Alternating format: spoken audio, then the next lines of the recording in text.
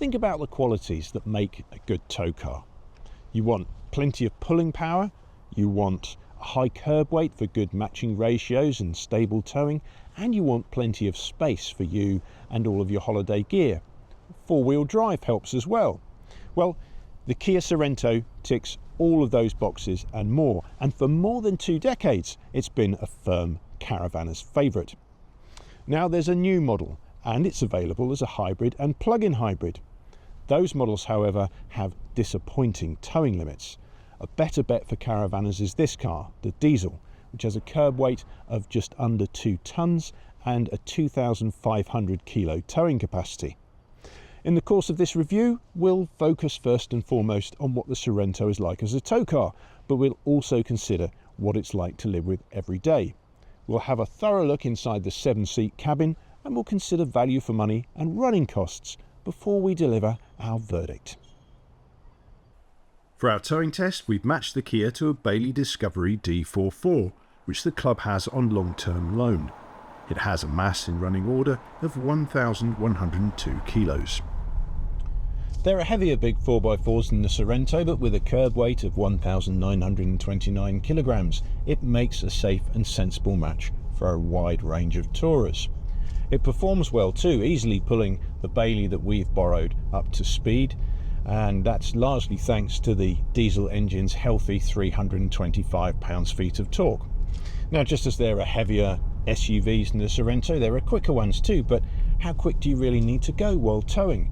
And in the past we have towed much heavier caravans with the Sorento than the Bailey that we're using today, and the car has coped admirably. The Sorento is a stable tow car too. Whether you're towing at 60 miles per hour on the motorway or on a country road, it tracks straight and true.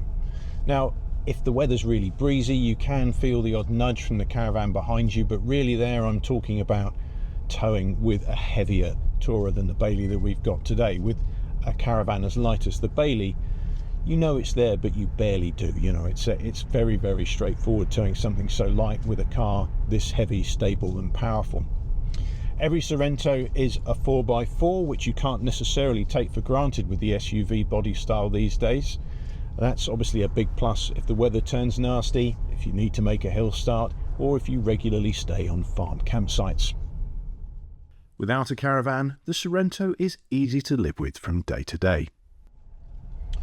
To drive, the Sorento is much as it was before, so it's not as much fun as, say, a BMW X3, but it rides comfortably and handles neatly enough, so long as you're not expecting it to be sporty.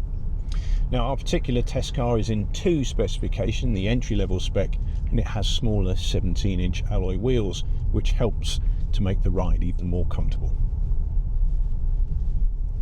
Around town, you're aware of the Kia's size. This is a big car, but in fairness, it's neither more nor less of a problem than it would be with any of the Kia's rivals. Let's look inside. So this is a roomy car wherever you sit, but nowhere more so than in the front. You sit up nice and high, there's a good clear view out, and the seats are comfortable for mile after mile. Now, they're not leather if you go for this particular car, which is the 2-spec model, the entry-level model. Instead, you get artificial leather on the bolsters here and then cloth. Now, if that's a problem, if you'd rather have full leather, then go for either the 3-spec or the top-of-the-range 4-spec car. As part of the recent updates to the Sorento, the infotainment system has been upgraded and it looks good and it's reasonably easy to use.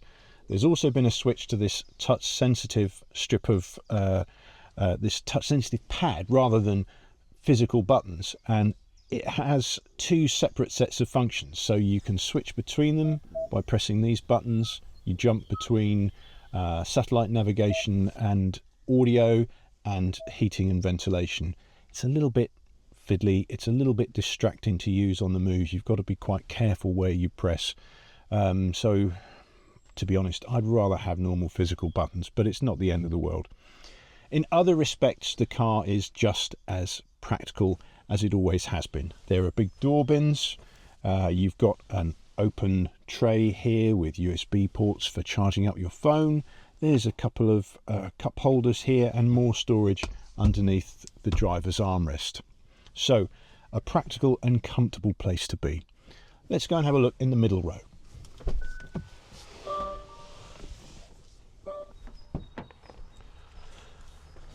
So the middle of the car is also very well thought out and very practical. There's lots of space and the car is nice and wide, so it's only a little less comfortable for 3 than it is for 2. There are plenty of thoughtful touches as well. You get these USB ports on the side of the front seats. There are air vents between the front seats, cup holders in the doors, reasonable door bins. They're not huge, but they're useful. There's lots and lots of thoughtful touches inside the cabin, not just in the front of the car. And every Sorento is a 7-seater, so there's a third row back there. And yes, it's not as roomy as the second row, but it's more spacious than you'll find in many of the car's 7-seat rivals. And you can always move the middle row forwards a bit on runners to give those in the back more space. They haven't been forgotten about in terms of practical features either. There are air vents, cup holders, USB ports for those in seats 6 and 7 as well. So this is a well thought out car, and even in the base spec it has those clever little touches. So that's the middle of the car and the third row. Let's go and take a look in the boot.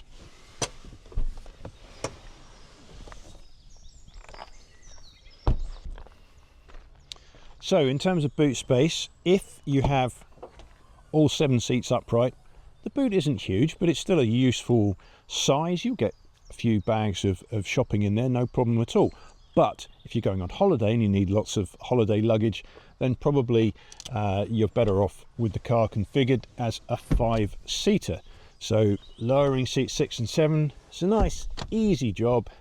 And then you've got a really big, practical space for all your holiday bags. And if you need even more room, of course, you can fold the second row down as well.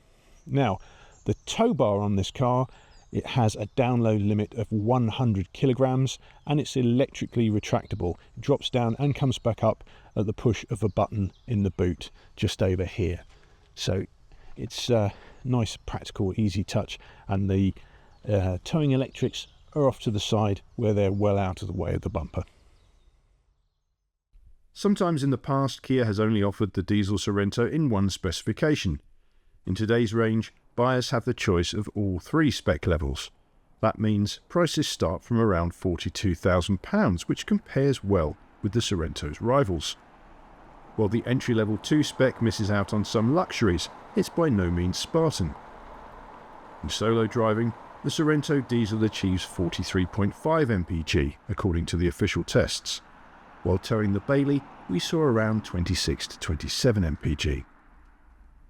It's easy to see why the Sorento has been such a firm favourite of caravanners for so long. In truth, the new model isn't a huge leap forward over its predecessor, but then it didn't need to be. The Sorento diesel continues to offer all of the important qualities that caravanners look for in a tow car. When you've watched the video, please do subscribe to the Camping and Caravanning Club's channel if you haven't already. Click on the notification button and you'll never miss any of the club's tow car, caravan, camping and motorhome content. If you've enjoyed the video, feel free to click on the thumbs up button to like it and let us know what you think in the comments.